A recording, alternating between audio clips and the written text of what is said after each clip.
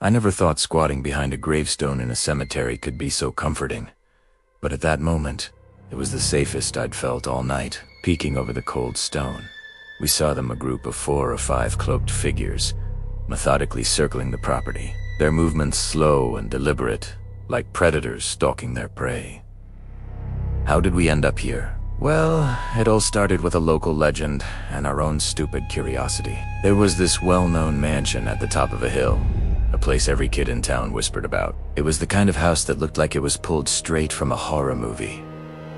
Gothic, imposing, and always dark. But what made it especially creepy was its location.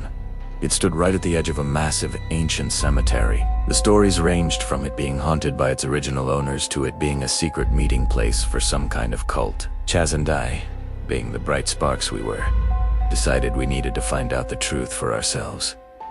So, one moonless night, we made our way up the winding road to the mansion.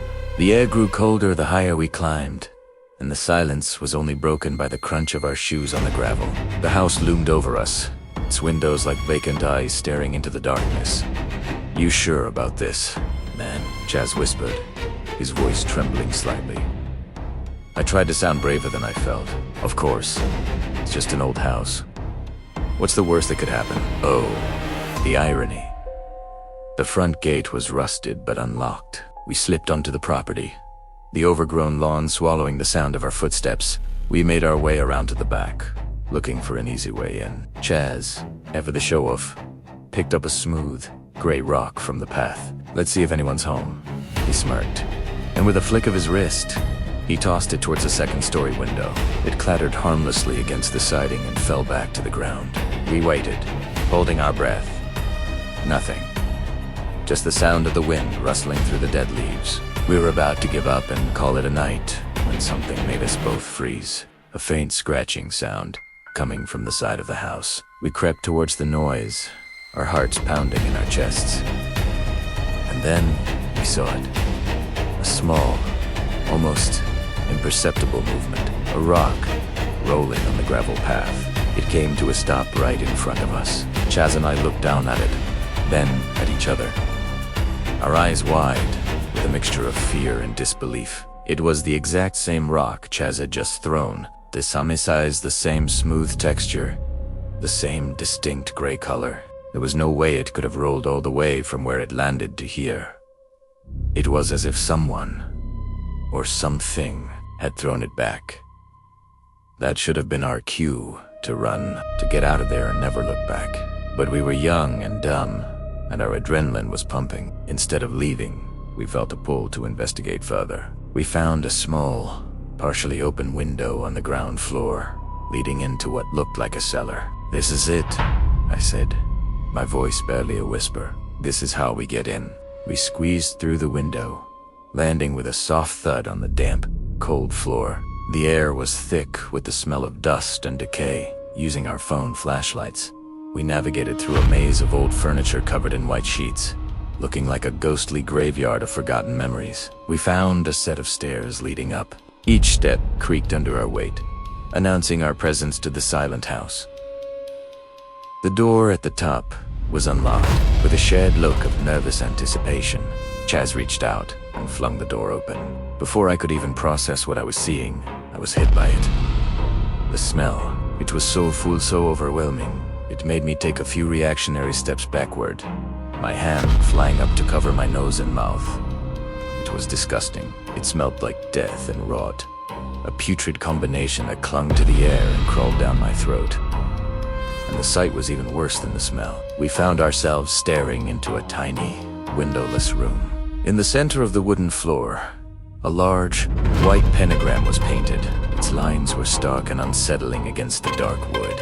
A few unlit black candles were placed at each point of the star, and on the far wall, there was a closet door, slightly ajar. The smell, that horrific, gag-inducing stench, seemed to be emanating from that closet. A deep, primal fear took root in my stomach.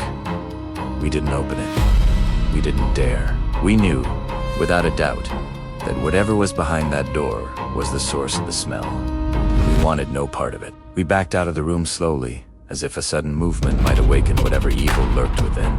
We decided we had seen enough. Way more than enough. It was time to go. We retraced our steps, heading back towards the cellar staircase, moving as quickly and quietly as we could. But the house wasn't done with us yet. As I reached the top of the cellar stairs, a floorboard creaked above us, not from where we were, but from the main part of the house.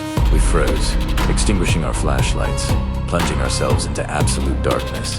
We listened, our ears straining. Footsteps. Slow, heavy footsteps, walking across the floor above.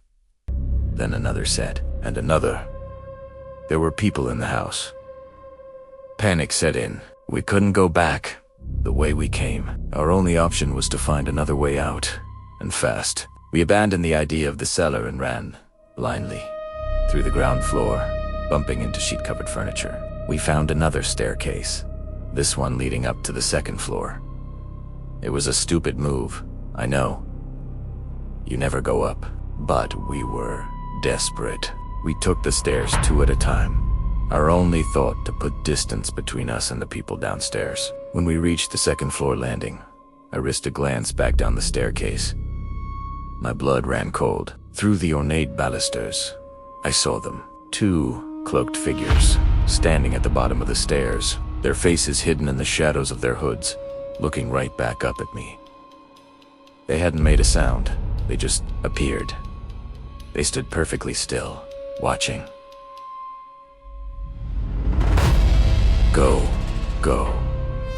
I hissed at Chaz. We sprinted down the hallway, trying random doors. Locked. Locked. Finally, it led to a narrow, steep set of stairs, probably for servants back in the day.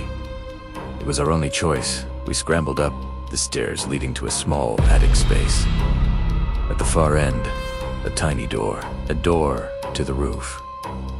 It was our only escape. Chaz went first, fumbling with the rusty latch. He pushed the door open, and a gust of cold night air hit us. He scrambled out onto the flat part of the roof. I was right behind him. The second my feet made it onto the roof tiles, I heard the door at the bottom of the attic stairs forcefully thrown open. A voice, a freakishly deep and guttural voice that didn't sound human, boomed through the house. They went that way. We didn't hesitate. We ran across the rooftop. The dark expanse of the cemetery spread out below us. We found a thick vine of ivy growing down the side of the mansion. It was our only way down. Without a second thought, we grabbed it on and began to descend, our hands and feet slipping on the leaves, our muscles screaming in protests. We could hear them on the roof above us now, their dark shapes outlined against the faint glow of the city lights. We hit the ground running, straight into the cemetery. We vaulted over a low iron fence and dove behind the first large headstone we could find. And that's where we were, hiding in a graveyard, hearts hammering against our ribs, listening to the cloaked figures circling the perimeter of the haunted mansion, their low voices carrying on the wind. We didn't know who they were or what they wanted, but we knew one thing for sure. We had stumbled into something terrible, and we were lucky to have escaped with our lives. We stayed hidden behind that tombstone until the first light of dawn broke the horizon, and we never, ever went back.